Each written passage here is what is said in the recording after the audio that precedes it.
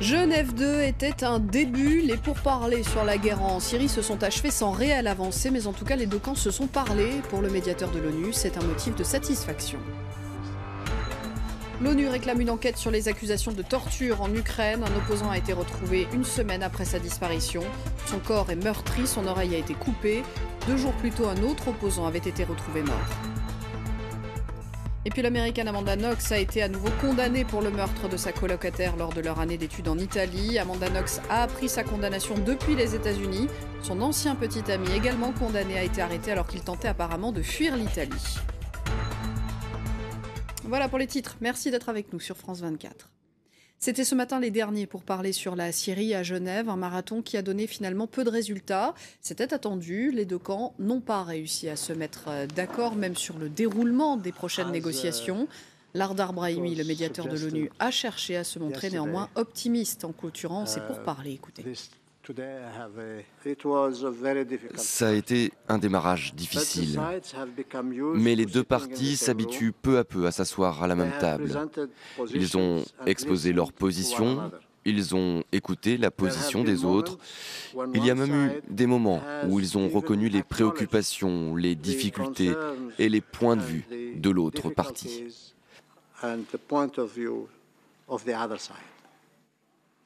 Les progrès sont lents, mais les deux parties ont entamé les discussions d'une manière correcte. Le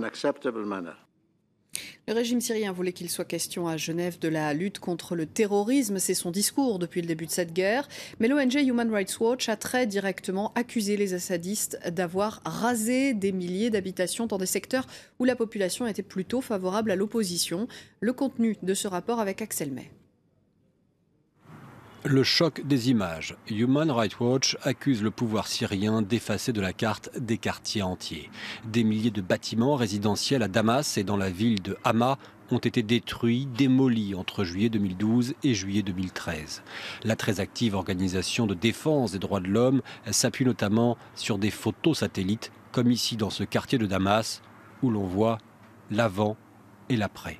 Ces démolitions à l'explosif et au bulldozer sont les expéditions punitives, car elles concernent exclusivement des quartiers qui soutiennent l'opposition, assure Human Rights Watch.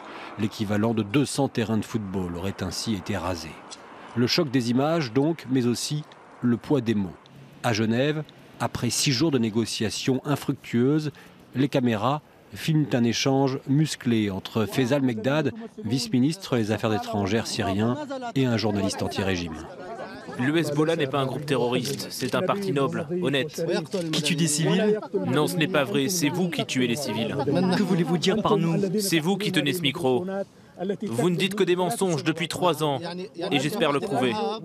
Le médiateur international, Lardar Brahimi, préfère lui clôturer cette journée sur une note d'optimisme en déclarant « Nous avons eu des moments tendus, mais aussi des moments plutôt prometteurs ».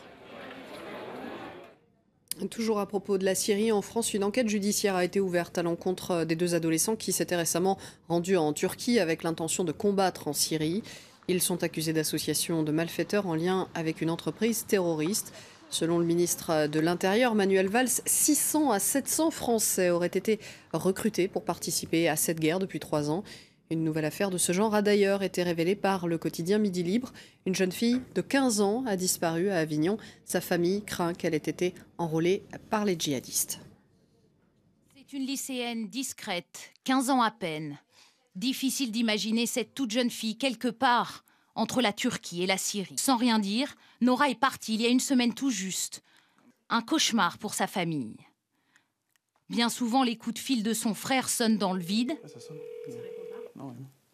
Et parfois, c'est elle qui laisse quelques messages. « Je vais bien », écrit-elle, « dis-le à maman. » Et plus loin, « Je ne vais jamais revenir, c'est impossible. » Elle nous dit qu'elle est à Alep. Elle dit qu'elle ne veut pas rentrer. Qu'elle est bien là-bas. Elle dit même si je vais là-bas la chercher, elle ne reviendra pas. Et est-ce qu'elle vous dit ce qu'elle fait là-bas? Non, rien. Elle dit qu'elle fait rien. Elle fait que la cuisine, c'est tout. J'ai peur que ma fille qui rentre là-bas en guerre. Là. Qu'elle se batte avec des armes. Qu'elle se batte avec des armes, ouais. Sa famille n'a rien vu venir, aucun changement. Mais depuis, ils ont découvert que la jeune fille avait un compte caché sur les réseaux sociaux et qu'elle y menait une double vie. Quand on a su qu'elle avait ce Facebook-là, ma mère elle a été traumatisée. Parce qu'il y a quoi sur ce Facebook? C'est que des trucs de djihad. Et ça aussi, ça nous a tués. Et là, il y a écrit... Oui, je tue au nom d'Allah. Comment cette jeune fille de 15 ans, élevée dans la tradition musulmane, a-t-elle pu basculer du jour au lendemain? Dans sa chambre, aucun indice, aucun signe d'une radicalisation. Mais la guerre en Syrie l'avait visiblement marquée. Elle avait du mal au cœur quand elle voyait les enfants souffrir, les personnes souffrir, qui s'entretuent entre eux. Ça, elle avait très mal au cœur de ça, quand on voit les gens en train de souffrir. Une famille abattue, dépassée. Mais les amis de son lycée d'Avignon, elles, brossent un tout autre portrait de la jeune fille, tournée vers la religion et potentiellement influençable. Il y avait plein de divergences, on n'arrivait pas bien à s'expliquer, parce qu'elle, c'était soit noir, soit blanc, on ne pouvait pas parler. C'est comme ça et pas autrement, quoi. Ouais. Ça avait des amis chelous aussi. Donc à mon avis, il y a des gens qui lui ont parlé et tout, qui l'ont manipulé, parce qu'il y en a, la religion à la base, c'est pas la guerre. Mais à mon avis, il y en a qui lui ont retourné le cerveau et qui lui ont dit vas-y pour Allah. Impossible de savoir si la jeune fille a été recrutée sur les réseaux sociaux. Personne ne sait non plus par quels moyens elle s'est rendue jusqu'en Turquie. Une plainte a été déposée, les autorités sont saisies, mais son frère n'a désormais qu'une obsession, partir jusqu'en Syrie s'il le faut et ramener sa petite sœur, saine et sauve. 3 roquettes ont été tirées contre l'aéroport de Bagdad tout à l'heure. Un avion au parking a été touché, il était vide. Il n'y a pas de victimes, mais cette attaque contre un des sites les plus sécurisés d'Irak inquiète forcément. Elle n'a pas été revendiquée pour l'instant. L'Ukraine, les manifestants ont refusé l'amnistie du Parlement. Elle ne devait s'exercer, cette amnistie, que s'ils évacuaient les rues tout d'abord et mettaient fin à leur mouvement. Le président Yanukovych a néanmoins promulgué tout à l'heure cette loi d'amnistie, alors même qu'il est officiellement en arrêt maladie, victime, selon un communiqué officiel, d'une affection respiratoire et d'une sévère fièvre. Et puis le Haut Commissariat des Nations Unies aux droits de l'homme réclame l'ouverture d'une enquête indépendante sur des cas présumés d'enlèvement et de torture en Ukraine. Un opposant, Dimitri Boulatov, qui avait disparu depuis une semaine, a été retrouvé près de Kiev. Son corps porte des marques de torture. Son témoignage en images. Beaucoup le croyaient mort, mais après une semaine de silence radio, l'opposant Dimitri Boulatov réapparaît. Ils m'ont crucifié, ils ont perforé mes mains. Une partie de mon oreille a été coupée, tout comme mon visage. Il n'y a pas un endroit de mon corps qui n'ait pas été battu. Je ne pouvais pas identifier mes ravisseurs car ils faisaient tout le temps sombre, mais ils avaient un accent russe. Cet homme de 35 ans est une figure du mouvement de la contestation. Sa spécialité, les manifestations sous forme de cortège automobile. Le 29 décembre dernier, Dimitri Boulatov avait fait converger plus de 2000 voitures vers la résidence du président ukrainien. Son retour ne fait qu'amplifier la détermination de l'opposition. Ils veulent nous faire peur, mais nous resterons mobilisés. Nous n'avons pas peur. En aucun cas, ils n'arriveront à nous effrayer, pas même sous la torture, ni même en emprisonnant les autres. Malgré les demandes répétées du gouvernement, la place de l'indépendance ne désemplit pas.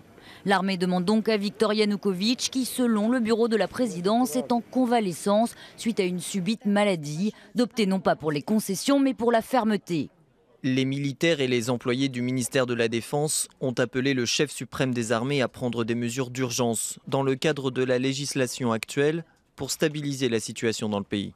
Une situation qui préoccupe l'Union européenne mais aussi les Nations unies. L'ONU réclame désormais une enquête sur les cas présumés d'enlèvement et de torture. C'est aujourd'hui le premier sommet franco-britannique depuis l'accession à la présidence française de François Hollande. Il a retrouvé le Premier ministre David Cameron ce matin sur une base aérienne près d'Oxford. Leurs entretiens portent surtout sur des accords de défense, une coopération militaire accrue. Un nouveau rebondissement dans l'affaire Amanda Knox. L'américaine a été à nouveau condamnée par la justice italienne pour le meurtre de sa colocataire Meredith Kercher.